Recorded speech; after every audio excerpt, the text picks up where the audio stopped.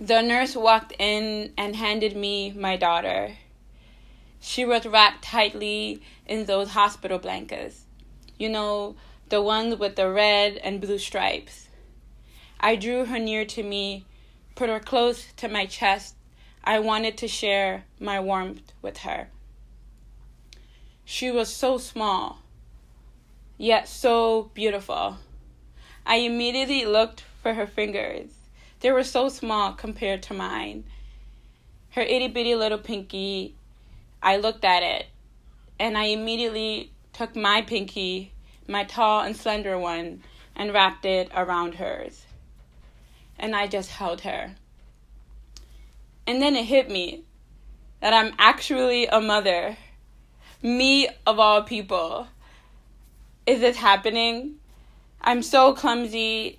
I still have so much growing up to do. Can I take care of this being, this gift that God has given me? I wasn't so sure.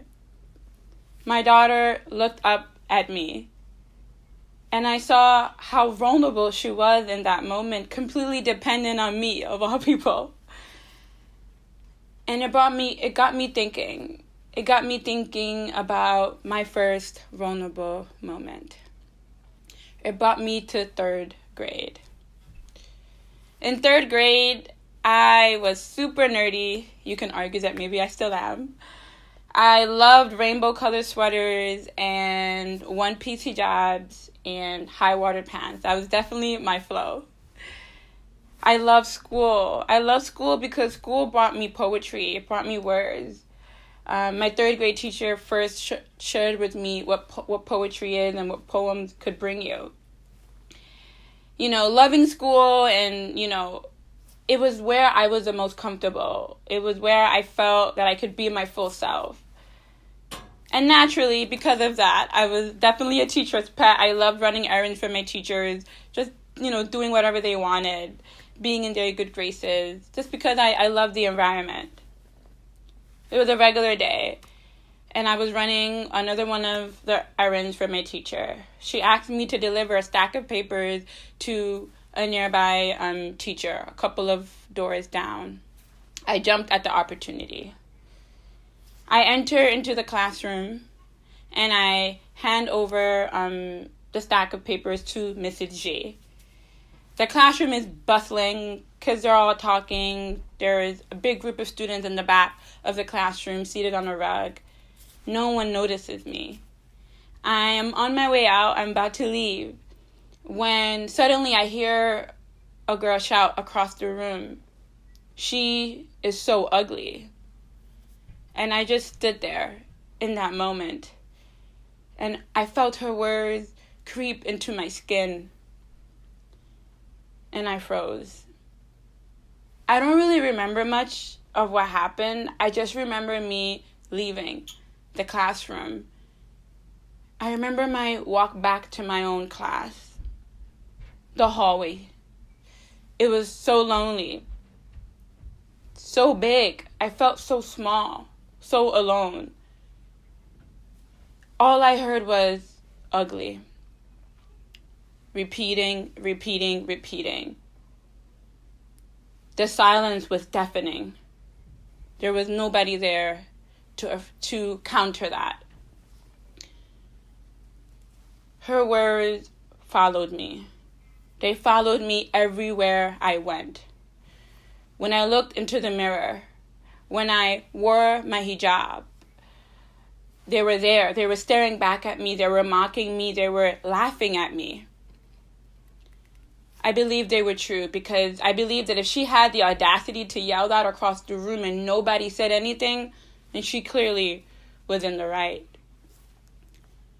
Years later, many years later, I still couldn't shake it. I would see her words pop up everywhere I went. But I decided that I needed to confront her. I needed to face her on head on. I needed to confront her in the only way that I knew how. And that was through poetry. That was through words. And so I am on stage. I am in front of an audience, and there is a mirror in front of me. And I am performing my poem called Third Grade. And I say, let go. Let go of the girl in third grade. Let go of the mirrors you don't like. Let go. If you don't love yourself, nobody else can. And in that moment, it hit me that I am beautiful. And I took my pen and I rewrote it across the mirror and I crossed out her words. And I put a period where I said, you are beautiful. And it was okay if no one affirmed it. It was okay if no one said anything after that, that as long as I said it for myself, that's what mattered. I did it. I finally faced the girl in third grade. Many, many years away from the hospital scene, my daughter and I have gotten older. I older and so is she. But I still find every day to tell her she's beautiful. I tell her every morning, just the way I did the day she was born. I tell her she's beautiful because I want to fill her up with words, with beautiful words, so that if she ever had a third grade moment like mine, they won't cut so deeply. My daughter is 3 years old now. She's a sassy little one, full of huge personality, and she loves to get dressed. She wears beautiful African clothes, and, I want her to stay that way. I love her for who she is.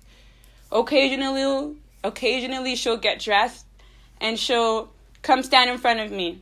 Mommy, am I beautiful? And I'll scoop her up, and I'll put her on my lap, and I will put her head next to my chest and hold her just the way I did when she was born, even though she's bigger now and she tries to squirm away from me. I look for her pinky, a little bit more bigger now, and I put it next to mine and I hold it. And I look into her almond-shaped eyes, and I tell her, Mama, you are beautiful, just the way you are. Thank you.